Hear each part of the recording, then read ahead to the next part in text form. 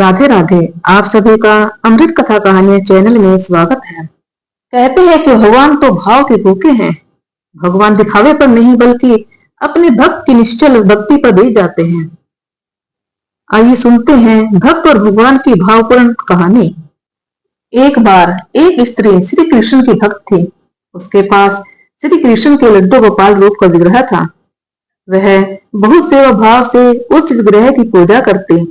उसके बेटे की शादी होने के पश्चात उसे एक माह के लिए तीर्थ यात्रा पर जाना था।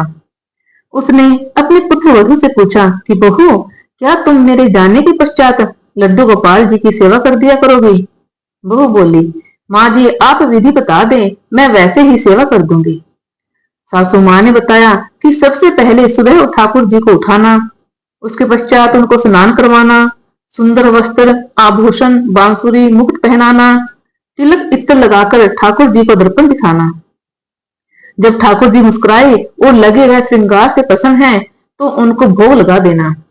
बहू कहने लगी कि माँ जी मैं सारी विधि समझ गई, अब आप बेफिक्र होकर तीर्थ यात्रा पर जाएं।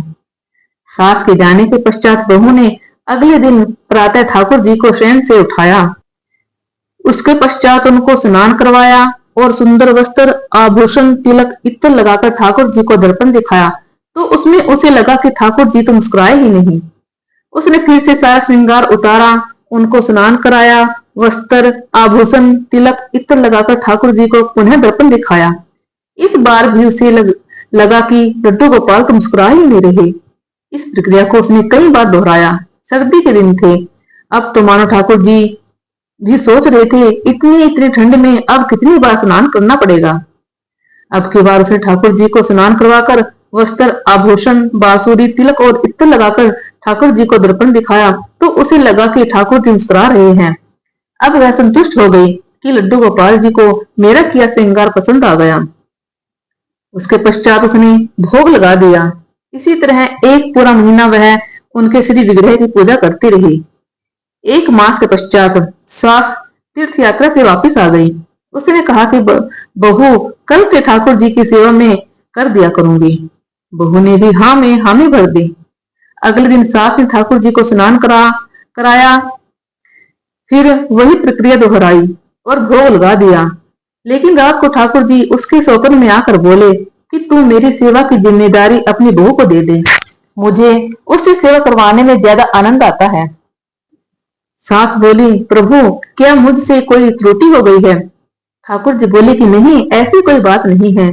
फिर ठाकुर जी ने सास को पूरी बात बताई कि पहले दिन तो उसने मुझे कितनी बार श्रृंगार करवाकर श्रृंगार बदला कि आखिर मुझे सच में ही मुस्कुराना पड़ा। उसके पश्चात भी जब तक उसे नहीं लगता कि मैं मुस्कुरा नहीं रहा, वह मेरा श्रृंगार बदलती रहती है और मुझे मुस्कुराना पड़ता है। जो भाव उसकी सेवा में है उसका मुझे अलग ही आनंद आता है। इसलिए मैं चाहता हूँ कि तू मेरे स्नान और श्रृंगार की सेवा अपनी बहू को सौंप दे। सास ने अगले दिन अपनी बहू से पूछा कि बहू तुमने ठाकुर जी की सेवा कैसे की थी, मुझे बताओ तो सही। बहू ने सारी बात अपनी सास को बता दी। बहू की बातें सुनते सुनते सास के नेत्रों से अश्रुधारा बह रही थी, क्योंकि जैसा ठाकुर जी ने सपने में बताया था वैसा ही बहू बता रही थी। सास ने कहा कि बहू तुम धन्य हो, मुझे इतने साल हो गए ठाकुर जी की सेवा करते हुए, लेकिन उन्होंने मुझे कभी कभी दर्शन नहीं दिए थे। तुम्हारे भाव से रीझ कर रात को वह मेरे सपने में आए और बोले कि मेरी सेवा अपनी बहू को सौंप दे। सास ने अपना सपना बहू को सुनाते हुए लड्डू गोपाल की सेवा का काम अपनी बहू को सौंप दिया। सच में कहते हैं कि भगवान तो भाव के भूखे हैं।